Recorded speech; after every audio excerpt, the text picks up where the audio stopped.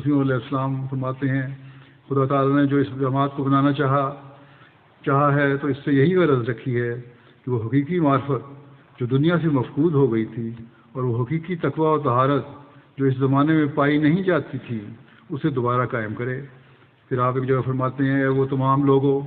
जो अपने तईं मेरी जमात शुमार करते हो, आसमान पर तुम उस वक्त मेरी जमात शुमार किए जाओगे जब सचमुच तकवा की राहों पर कदम मारोगे। फिर आप फरमाते हैं कि खुदा की अज़मत अपने दिलों में बिठाओ और उसी की तौहीद का इकरार ना सिर्फ ज़ुबान से बल्कि अमली तौर पर करो, ताकि खुदा भी अमली तौर पर अपना लुत्फ़ व एहसान तुम पर ज़ाहिर करे। बस हज़रत मसीह मौऊद अलैहिस्सलाम की इन इरशादात को हमेशा सामने रखें, और जैसा कि मैंने कहा यही मकसद